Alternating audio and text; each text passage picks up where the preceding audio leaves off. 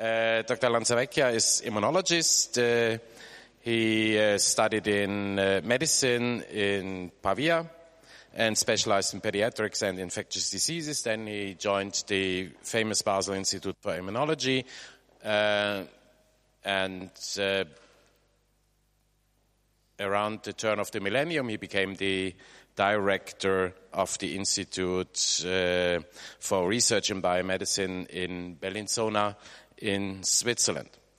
Dr. Lanzavecchia's research has covered all aspects, or nearly all aspects of immunology. I know him, of course, because of his antigen processing studies and presentation studies and the dendritic cell biology.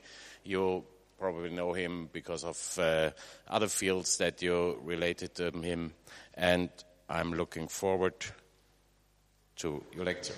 The floor is yours. Thank you. Dear Jack, it's really a pleasure to be here with your friends and colleagues. You met over a very long and very distinguished career. You gave me a very interesting task, which is to talk about immunology, but especially you asked me to focus on the translation of immunological discoveries into immune therapy. This is, of course, an interesting opportunity to talk about this discipline, which are absolutely totally fascinating now. It has to remind you that when actually I started in the early 80s, late 70s, immunology was not what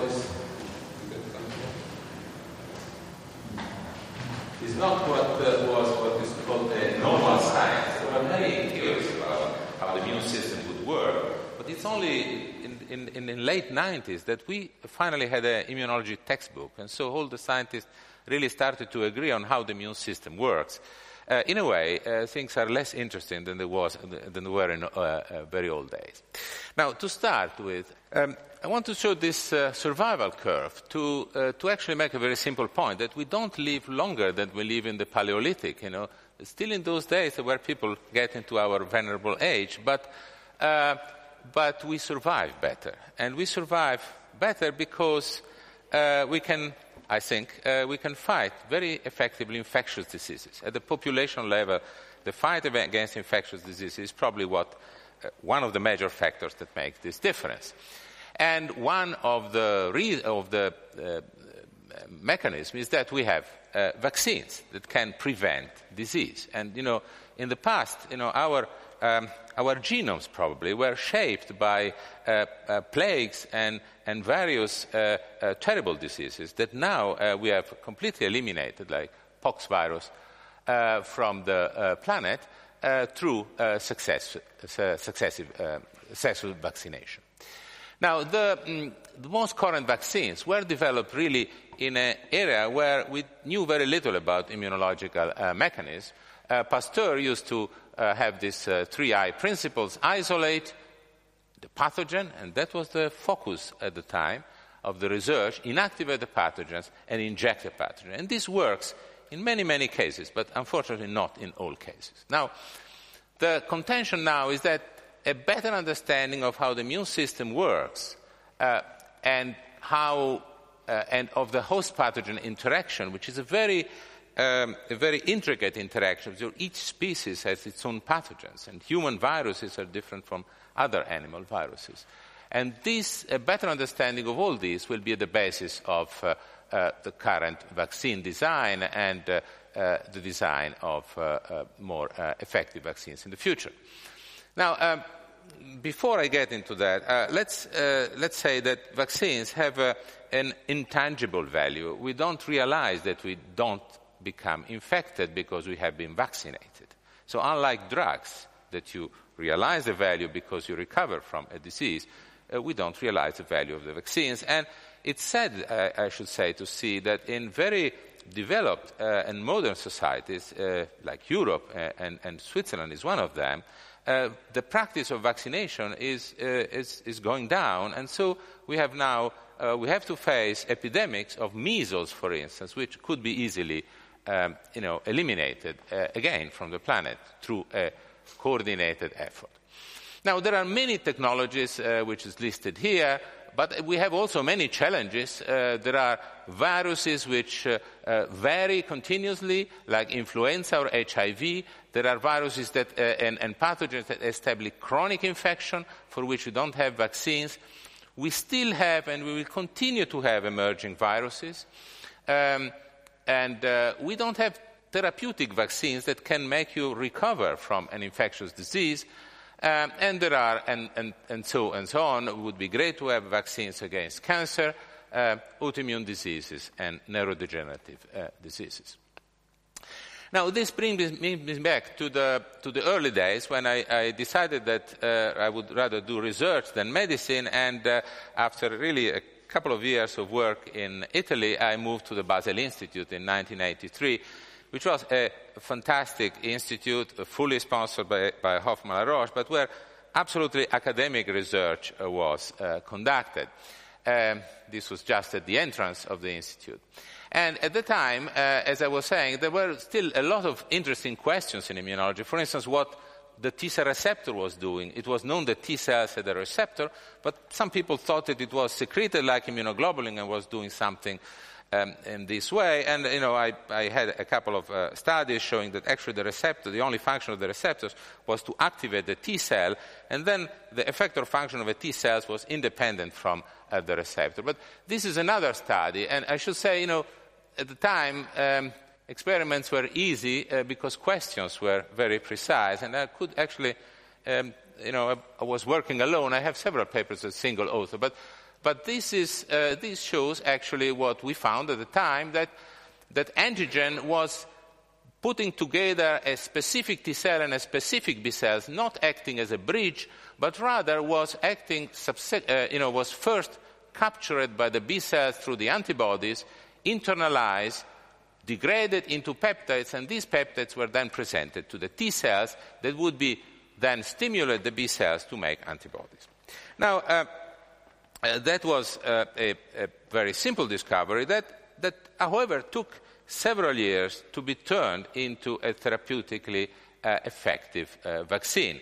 And the bottom line of my talk from now on is really how long it takes to translate research results into effective vaccines. And I should say, I hardly know, I know one example of a researcher who has made this transition to translate his results into a therapy, but usually this is not necessarily done by the same person. So basically the story is that bacterial polysaccharides, for instance Haemophilus influenzae or meningococcus, can stimulate B cells to make antibodies because they are multivalent and they cross-link the B cell receptors, but the antibodies produced are not particularly good. They are IgM and IgG2, and especially there is no memory. So if the individual encounters against the polysaccharide, actually the response is blunted rather than being more effective. So what has been done then is to take the polysaccharide and stick to the polysaccharide, bind to the polysaccharide a protein that now the whole complex is internalized and the protein is processed and presented to T cells because T cells can only recognize peptides, and then the help provided by the T cells drives the production of more effective antibodies, IgG1 and IgG3, and especially memory cells. And this is the very impressive result of the vaccination in UK, where in the early 90s, you can see that the number of cases of Haemophilus influenzae disease precipitously decreased or disappeared after a first campaign, and was finally eliminated after a catch-up vaccination campaign. So now we know much more about these mechanisms of how T cells and B cells interact. I don't have to go into details, but it's just to say that there are other components, for instance, the so-called toll-like receptors that can potently synergize with the other stimuli, and so we can foresee that in the future we will design better vaccine based on a variety of information that we have. First of all, finding better antigens as immunogens, better adjuvants that increase the response and increase the response to a lower dose of antigen, so you can use less antigen to induce a more potent response. And the induction of long-term memory, because we understand now better how memory is organized at the level of the T cells, the B cells, and the plasma cells. Now, I want to get a little bit into how we can discover new antigens, because that's an essential component together with the adjuvant of a vaccine. So there are currently two approaches. One is called reverse vaccinology, because the idea is actually to sequence, to have the whole genome of the pathogen. This is particularly important for complex pathogens. Identify all the possible antigens, all the possible proteins of this pathogen, test them individually for their capacity to induce a protective response, and then pick up those that induce the best type of response. Now, the alternative approach, if you like, unfortunately the term reverse was already used here, so we kind of invented another term, analytic, is actually to go directly and study the immune response of the individuals to the pathogen. Again, there is a very precise relationship between the pathogen and the host, and I identify those neutralizing antibodies that can block the pathogen, and then use the antibody to identify the antigen. And then you can produce the antigen as a vaccine that can induce the same type of response. I'll give you a quick example. Cytomegalovirus is a very complex virus. The human cytomegalovirus in particular has several membrane glycoproteins which are involved in different functions. It's possible, it doesn't make sense to go for any of them. What we have done was simply to ask which are the best neutralizing antibodies. And you find that antibodies to GH and GB can neutralize infection at relatively low concentration, but there are a bunch of antibodies here that are 1,000-fold more potent in neutralization. So they function at 1,000-fold lower concentration. So then you can use the antibodies to identify the targets, and the target is a complex of actually 5 viral glycoproteins that stick together in a large complex. And once we have this information, we can now produce the recombinant pentamer and put it together with an adjuvant and immunize mice. And now mice make mouse antibodies which are as potent as the human antibodies. So, in a way, to use the human immune response to identify the antigen and then, validate this antigen in an animal model and hopefully in vivo. Next aspect which I wanted to discuss has to do with serotherapy. And serotherapy has been discovered more than a century ago. Actually, the first Nobel Prize was given to Emil von Behring for discovery of serotherapy. And Kitasato, his Japanese colleague, contributed also to this discovery. So what they found was that they could immunize horses, for instance, and take the hyperimmune serum of horses containing neutralizing antibodies and give it directly to sick patients. And this serotherapy was, within a few years, used globally and saved literally thousands of lives. Of course, if you inject a horse antibody in a human being, it's recognized as a foreign protein, so you make antibodies against these antibodies, and this causes a severe disease, a kidney disease. And so it became immediately clear that human antibodies, that it would be a great advantage to be able to use human antibodies rather than horse antibodies. But still, now, for diphtheria, there is only horse antibodies available.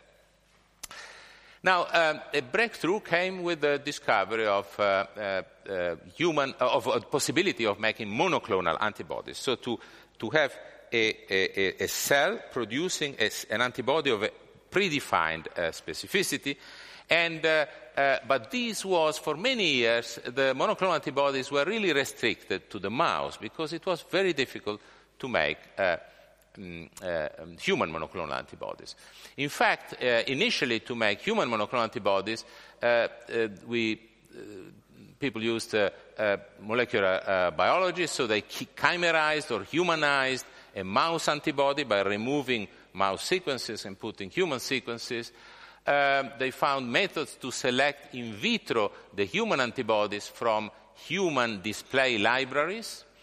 Then mice have been produced in which the mouse immunoglobulin genes have been substituted with human immunoglobulin genes. So these are mice that make human antibodies, but they are still mice, so they don't have the immune response characteristic of a human being.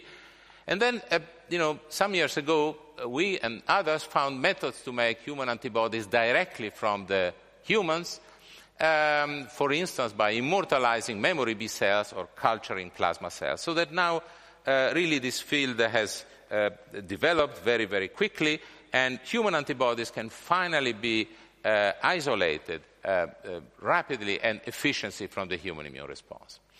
So why are antibodies a very promising drug?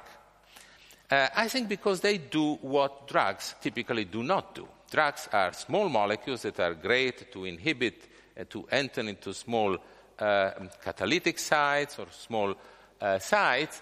Antibodies are very large molecules, so they can do what drugs cannot do. Drugs are very bad in blocking protein-protein interactions, with a few exceptions. Antibodies can do that very efficiently. Antibodies are very, very specific, so they have very few, if no, off-target effects. They have a long half-life, unlike drugs. The half-life is 3 weeks, can be made longer. They have effector function. They can recruit through their Fc portion complement and other effector functions, can be engineered, and can be produced with very high efficiency now in kilogram and even ton amounts. And I remember that for many years, talking in the 80s and even in the 90s, there was a lot of skepticism about whether antibodies would ever become drugs because it was difficult to produce them. And actually, technical advancement in the engineering of antibody-producing cells have been dramatic, and now we are in the condition of producing antibodies at very high efficiency and relatively low cost. I talk about the cost of goods, not the cost of the products, of course. And so the antibodies, as you see here, they are introduced into human therapy for transplantation, cardiovascular diseases, inflammation and autoimmunity, especially anti-cytokine antibodies, antibodies against TNF, oncology, ophthalmology, and only one in infectious diseases. So the prediction of 100 years ago that antibodies could be used to cure infectious diseases has not been fully achieved yet. You see also that there is a clear trend to go from mouse hybridomas to chimeric humanized human antibodies and fully human antibodies isolated from the human immune system.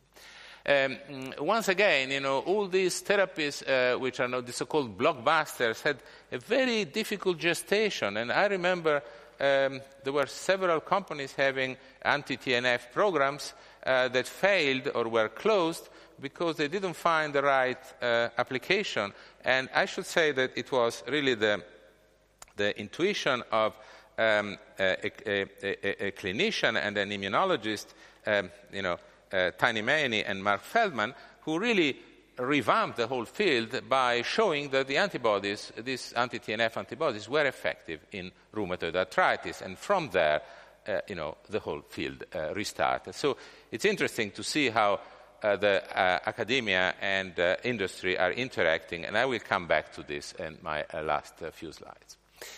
Now, there was another point which is crucial to the use of antibodies for infectious disease, and this is exactly the diversity of viral glycoproteins. So we know that we have different types of influenza virus. This is influenza A. We have H1 and H3. This is the variability of the hemagglutinin, which is the molecule which is of the virus, which is critical for the infection process. And H1 and H3 have only 35 amino acid identities, so 65% of the amino acids are different. So that's why they are depicted here very far away. There are also many other viruses in animals, especially in birds, but also in mammals, that have not infected humans or are rarely infecting humans, like the H5. Now, as you see, there are two major groups, phylogenetic groups of influenza A. So the question is, of course, every year you have to make a new vaccine because the virus drifts and changes every year and escapes the bulk of the antibody response, which is made by human beings. But are there antibodies that can neutralize all this influenza virus? And yes, there are. And in particular, there is, we were able to find one of such antibodies that neutralizes all influenza viruses, both group 1 and group 2 influenza viruses. We devised a new method to screen literally 10,000 and more plasma cells to identify a very rare antibody, and we could show that this is effective in prophylaxis and therapy in animal models. We showed that have different mechanisms of protection, not only neutralization, but in vivo the antibodies can also activate complement and other killer mechanisms of the immune system. These antibodies, of course, identifies a conserved epitope, and very importantly, this antibody does not select escape mutants. The speculation is that this region is conserved because the virus cannot mutate this region without losing fitness. And the antibody hits exactly this region. So just to give you an idea of how rich is the human immune response, I should tell you that we have now isolated 186 antibodies of this type from a single donor.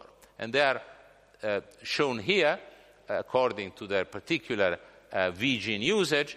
And so we can ask, what's the role of somatic mutations? You know that antibodies are unique proteins because they are made in our body through a process of somatic mutation and selection. There is Darwinian selection occurring in our body. And of course, whether we can use this information to design what I think we could call a super antibody and delineate a pathway to the formation of these antibodies and eventually identify a conserved region that could be used as a universal influenza vaccine. This is not a unique example. We have now found another antibody, which is shown here, that actually neutralizes 3 different viruses: respiratory syncytial virus and metapneumovirus, which are human viruses, but also pneumonia virus of mice, which is a mouse virus. And you see here that this antibody can neutralize both the RSV and the MPV, but also PVM, and is much more potent than this antibody, which is the currently used antibody for therapy of RSV. This is the only commercial antibodies currently on the market. But more importantly, we can show that this antibody is also effective therapeutically in mice using this mouse model, where the infection is lethal. And I should say that ribavirin, the antiviral compound, is not effective in this system. So we are left with the idea that we can probably try to win the diversity of human pathogen by finding broadly neutralizing antibodies that have the capacity to recognize conserved epitopes. Now, what are these conserved epitopes? And I like to draw an analogy with beauty. I mean, antibodies can discriminate 2 molecules which are very similar, but can also see similarities in molecules which are very different. So similarity is a very subjective term, and antibodies are the most subjective, if you like, molecule that we can have. So similarity is really in the eyes of the beholder, is determined by the antibody, not by the protein themselves. Antibodies can also be engineered. I don't have to spend time. There are several companies, and there are extraordinary progress in engineering, especially the business part of the antibody, where the antibody binds Fc receptors or complement, or this part here that determines the half-life. So antibodies can be made more or less capable of activating complement, and more or less, and the half-life can be actually modulated in vivo. And further, you can, because antibodies are made of this very nice little immunoglobulin domain, they can be engineered in all sorts of ways. you can make bispecific antibodies. These are small molecules that encode two different specificities. You can make antibodies without the light chain. Actually, camelidae make already these type of antibodies, which are very useful because you see they have a narrow binding site, so they can have a better penetration into some kind of grooves. There is the idea then to use maybe antibodies of other species. For instance, lampreys don't use immunoglobulin folds, they use leucine-rich repeats. So this can also confer type of antibody type of recognition, or ankyrin repeats make really antibodies, design antibody type of molecules de novo. Now, I want to spend a few minutes on T cells before coming to the end. And I highlight here the major characteristic of T cells, which is that the T cell receptor, which looks very much like an immunoglobulin, recognizes a little peptide bound to the MHC molecules. And this is the key recognition that determines the specificity of the T cell response. However, there are accessory interactions which regulate the response. There are interactions impinging into CD28 that actually amplify the signal that comes from the T cell receptor, and there are inhibitory interactions coming from CTLA4 and PD-1 that actually inhibit this interaction. So this signaling is highly regulated. And I think we and others really spent a lot of time to really understand how this regulation occurs at these so-called immunological synapses. So this is the interaction between T cells and the antigen-presenting cells, typically dendritic cells. Now, dendritic cells themselves have been the subject of a lot of studies, especially in the 90s. Their role became clear. They are specialized in taking up pathogens, but also have innate receptors that recognize microbial products or danger products. And these initiates signaling cascades that regulates the expression of molecules that amplify the signal here in the T cells, and also, of course, they present the peptide MHC complexes. Now, many approaches have been targeted, but sadly, not yet, dendritic cells have not yet provided what they were expecting to provide in terms of medical outcome. Well, it's possible now, and I'm sure they will. But there are ways to target antigen to dendritic cells. So you can use minute amount of antigen, but send them directly to dendritic cells. You can find appropriate combination of microbial products that give the appropriate type of stimulation. And attempts have been made to vaccinate with dendritic cells. And there is one such therapy now approved by the FDA, but I wouldn't call it a breakthrough, considering the results of this therapy. Instead, the surprising breakthrough came from the studies on the inhibitory pathway. I told you that there are both enhancing and inhibitory accessory molecules.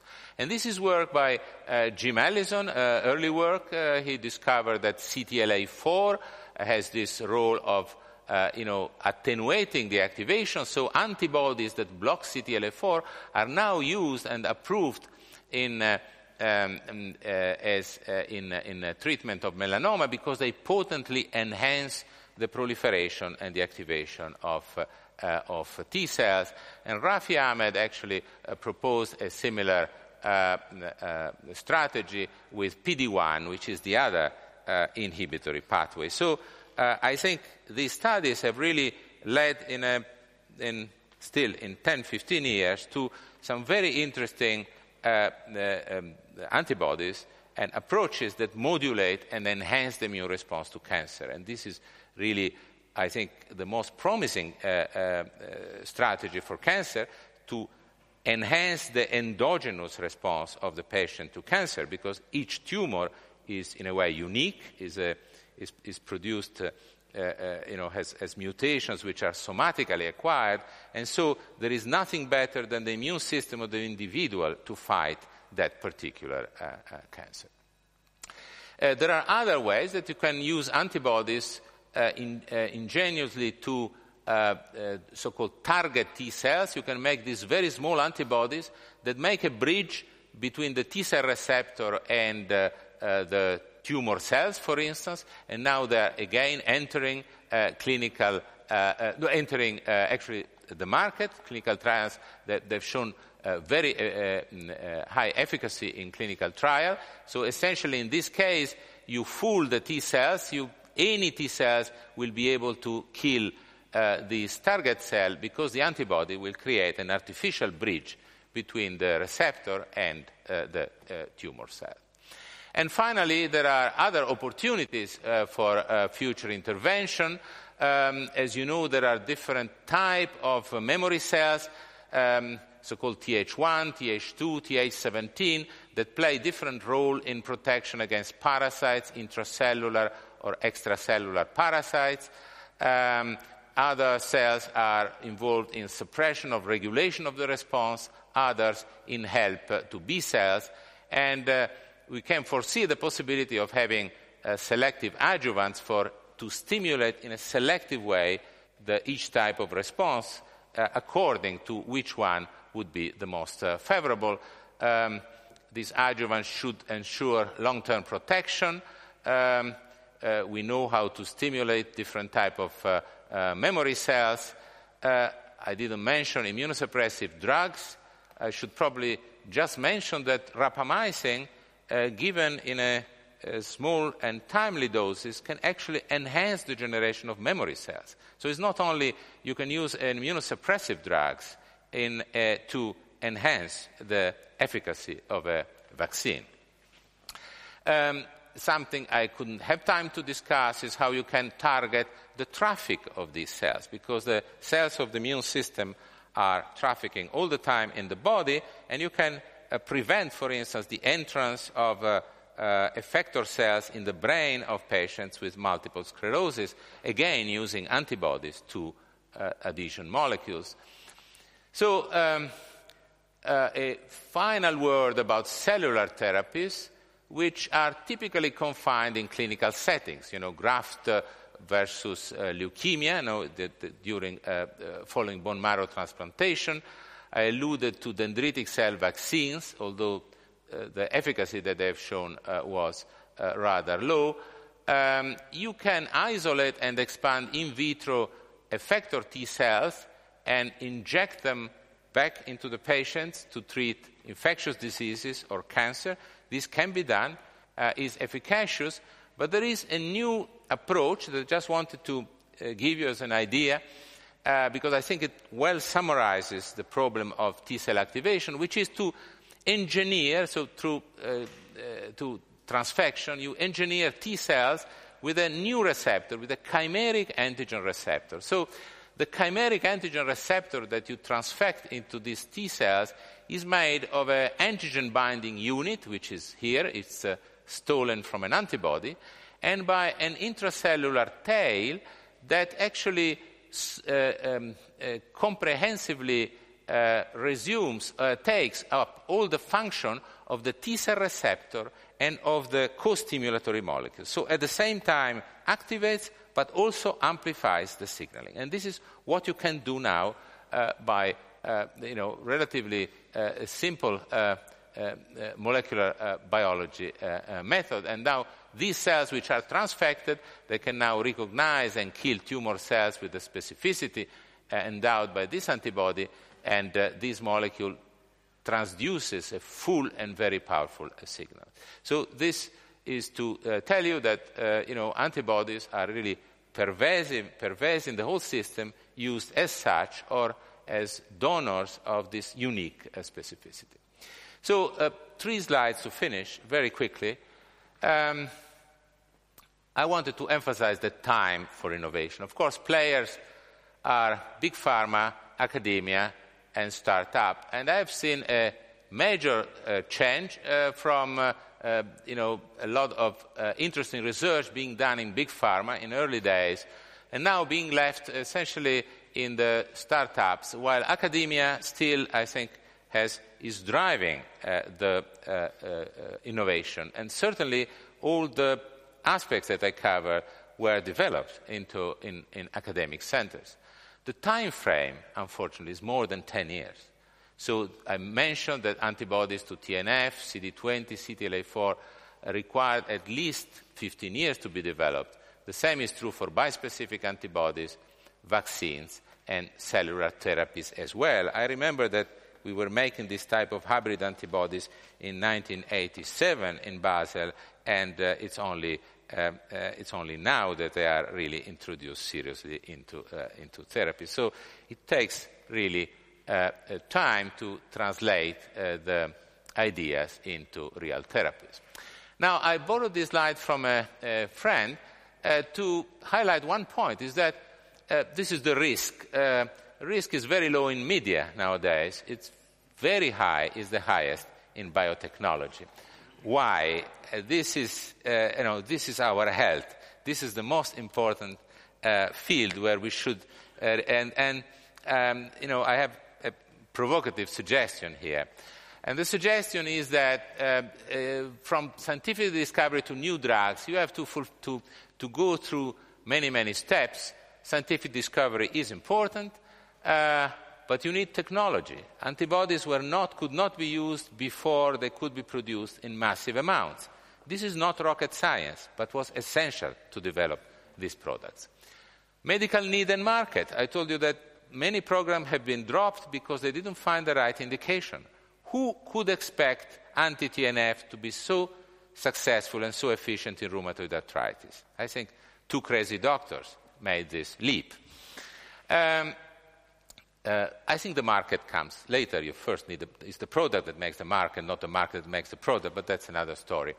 Regulatory issues are becoming extremely heavy in the field, especially vaccine and antibody field, and of course commercialization. So I think as a way to close, I think appropriate funding at all levels is important. We have established a method to fund scientific research through peer reviewing, which is very efficient, is improving, even in Europe. I think biotechnology suffers from hypes and promises.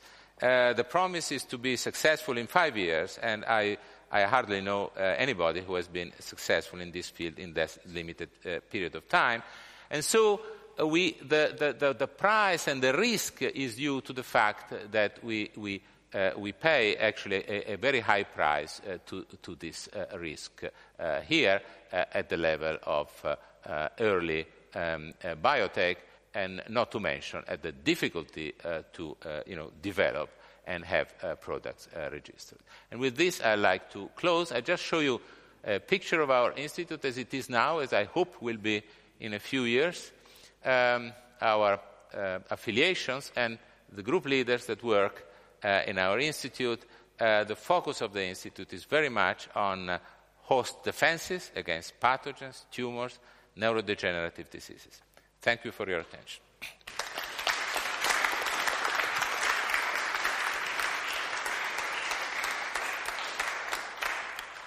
Thank you very much for this wonderful tour d'horizon in immunology and its relationship to molecular biology. So this closes the morning session, and I think my only further pleasure is to invite you for lunch.